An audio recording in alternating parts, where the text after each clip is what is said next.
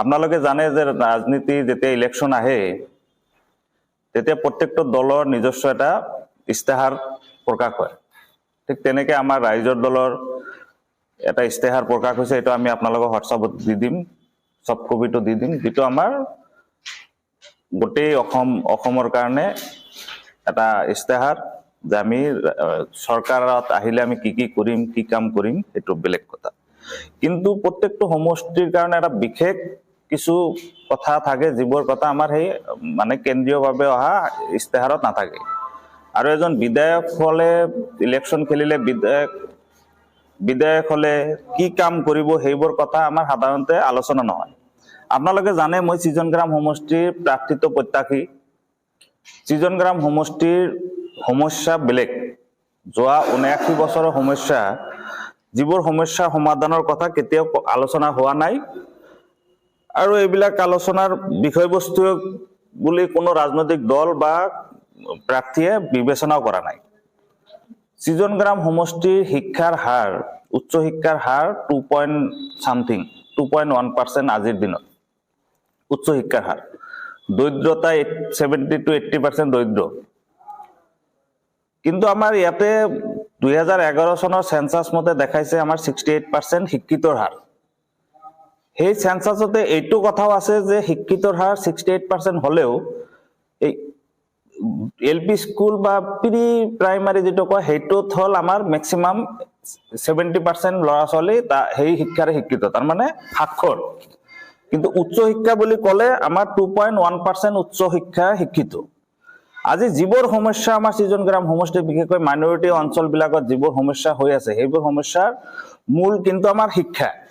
এই শিক্ষাক লৈ আমি কেতিয়াও ৰাজনীতি নকৰিলো, আমি বেলেগ ধৰণে ৰাজনীতি কৰিলো, ইমোশনাল ৰাজনীতি কৰিলো। কিন্তু এতিয়া আমাৰ সৃজন গ্ৰাম সমষ্টিক আমি অসমৰ ভিতৰত এটা উন্নত সমষ্টি বনাব গ'লে আমি বিশেষকৈ শিক্ষাৰ ওপৰত জোৰ দিব লাগে, আৰু স্বাৱলম্বিতা, অৰ্থনৈতিক যিটো স্বাৱলম্বী সেইটো আমাৰ দৰকাৰ, যিটো আমাৰ সৃজন গ্ৰাম সমষ্টিত দেখা নাযায়। যুৱ সমাজৰ কৰ্মসংস্থাপন নাই, শিক্ষিত যুৱকসকলৰ হাতত কৰ্ম নাই, তেনেকুৱা এটা পৰিৱেশত আছে।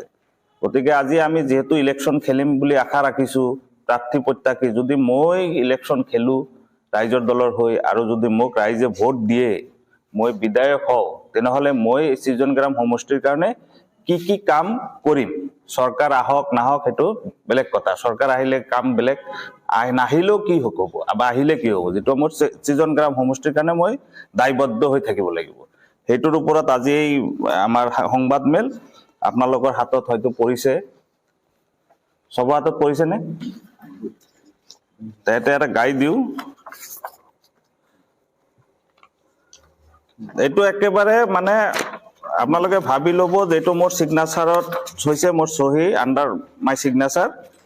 আৰু এইটো আমাৰ সংগঠনৰ প্ৰত্যেকজন মানুহ, আঞ্চলিকৰ মানুহ, বুথ কমিটিৰ মানুহে এইটো সৃজন গ্ৰাম সমষ্টিৰ প্ৰত্যেকজন ৰাইজক একদম গ্যাৰান্টি হিচাপে ল'ব, এইটো আমাৰ গ্যাৰান্টি, এইখিনি কাম আমি কৰিমেই।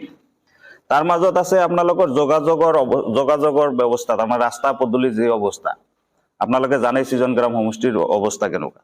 যেহেতু আমাৰ প্ৰতিশ্ৰুতি হ'ল যে আমি বিধায়ক হোৱাৰ পিছত আমাৰ প্ৰত্যেকটো কেঁচা ৰাস্তা পকীকৰণৰ ব্যৱস্থা।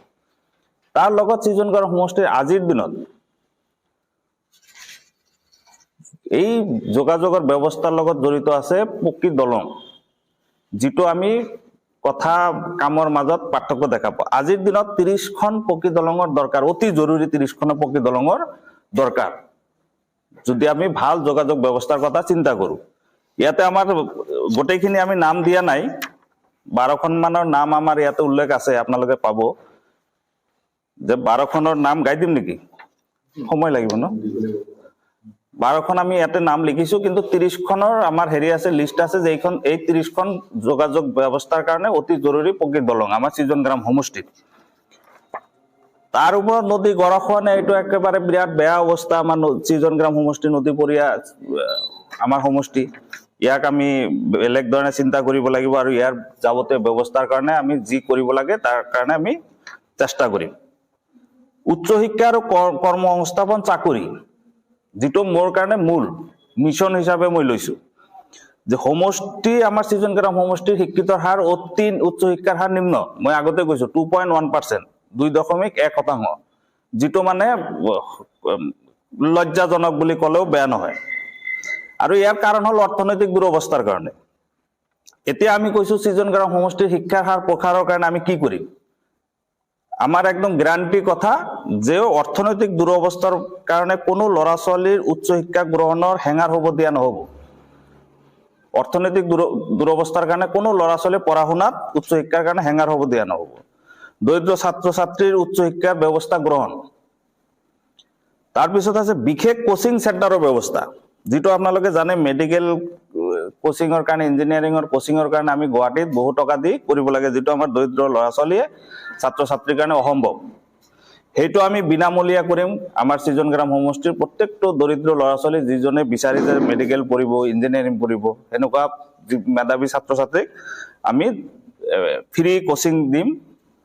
তাৰপিছত টেট পৰীক্ষাৰ কাৰণে ADRE পৰীক্ষাৰ কাৰণে বা অন্য চৰকাৰী চাকৰিৰ কাৰণে যিবিলাক শিক্ষিত যুৱক যুৱতী আছে যে তেখেতসকলক আমি কোচিং ফ্ৰী কোচিং দি তেখেতসকলক সেই পৰীক্ষাত যাতে ভাল ফলাফল কৰি চাকৰি পাব পাৰে তাৰ কাৰণে আমি ব্যৱস্থা কৰিম। এইটো কিন্তু আপোনালোকে আৰু কেৱল মুছলিম সংখ্যালঘু মুছলমানৰ কথা নাভাবিব, সৃজন গ্ৰাম সমষ্টিৰ এজ এ হোল বাকী সংখ্যালঘু আমাৰ যি আছে তাৰমানে দৰিদ্ৰ ল'ৰা ছোৱালী, ইয়াতে কোনো ধৰ্মৰ কথা নাই। তাৰপিছত শিক্ষিত যুৱক যুৱতী আমাৰ মানে সংস্থাপন নাই, তেখেতসকলক আমি বেলেগ ধৰণে এটা ট্ৰেইনিং দিম। তাতে আমি ইংৰাজী সলসলীয়াকে ক'ব পৰাকে হিন্দী সলসলীয়াকে ক'ব পৰাকে দি আমি ভাল কোম্পানীত বাহিৰত ভাল চাকৰি কৰাৰ যাতে কৰিব পাৰে তাৰ কাৰণে আমি তেনেকে আমি গঢ়ি উঠাম। 16 তাৰিখৰ পৰা 19 তাৰিখৰ ভিতৰত এছেম্বলি, তেখেতে কৈছে যে এছেম্বলিত ছেছনৰ ভিতৰতে কামটো হৈ যাব।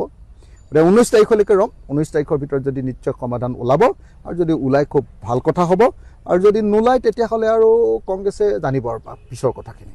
16 তাৰিখৰ পৰা 19 তাৰিখৰ ভিতৰত এছেম্বলি, তেখেতে কৈছে যে এছেম্বলিত ছেছনৰ ভিতৰতে কামটো হৈ যাব। 19 তাৰিখলৈকে ৰম, 19 তাৰিখৰ ভিতৰত যদি নিশ্চয় সমাধান ওলাব, আৰু যদি ওলাই খুব ভাল কথা হ'ব, আৰু যদি নোলায় তেতিয়াহ'লে আৰু কংগ্ৰেছে জানিব আৰু পিছৰ কথাখিনি। 16 তাৰিখৰ পৰা 19 তাৰিখৰ ভিতৰত এছেম্বলি, তেখেতে কৈছে যে এছেম্বলিত ছেছনৰ ভিতৰতে কামটো হৈ যাব।